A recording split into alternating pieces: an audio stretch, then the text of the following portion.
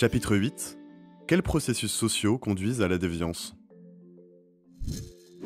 Le fonctionnement des sociétés humaines repose sur l'existence de normes, c'est-à-dire de règles que les individus sont censés respecter.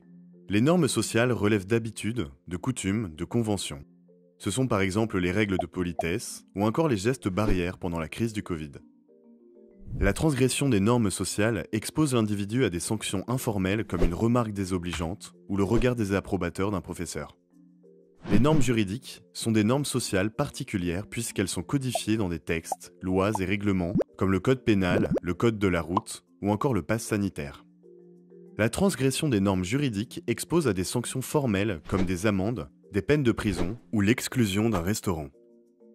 Le respect de ces normes par tous les membres de la société est la fonction du contrôle social.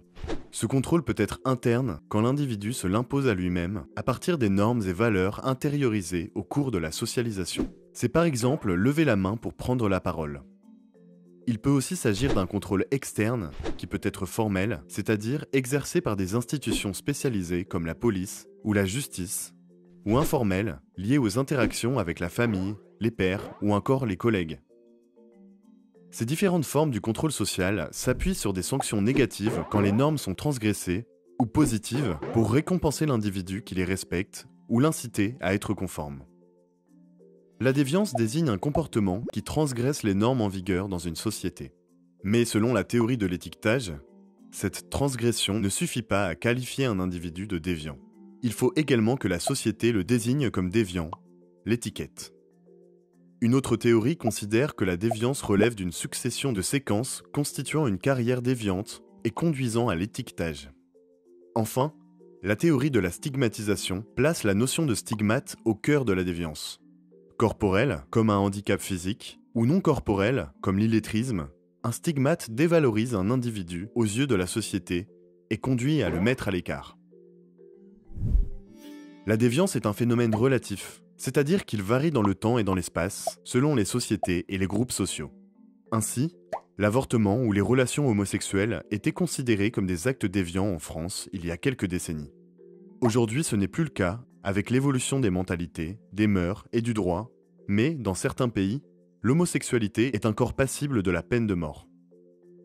La délinquance est une forme particulière de déviance puisqu'elle concerne uniquement la transgression des normes juridiques.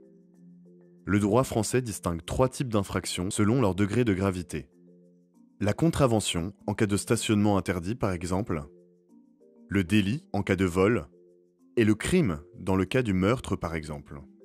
Chacune expose leur auteur à des sanctions formelles, comme des amendes ou des peines de prison. En France, la mesure de la délinquance repose principalement sur les statistiques fournies par les services de police et de gendarmerie, c'est-à-dire sur les faits constatés et ceux qui ont fait l'objet d'une déclaration auprès de ces services, par un dépôt de plainte par exemple. Mais un certain nombre de faits criminels ne sont ni constatés, ni portés à la connaissance des autorités. L'écart entre la délinquance mesurée statistiquement et la délinquance effective est ce que l'on appelle le chiffre noir de la délinquance. Les enquêtes de victimation visent à compléter ces statistiques en interrogeant les individus d'un échantillon représentatif de la population sur les infractions dont ils ont été victimes.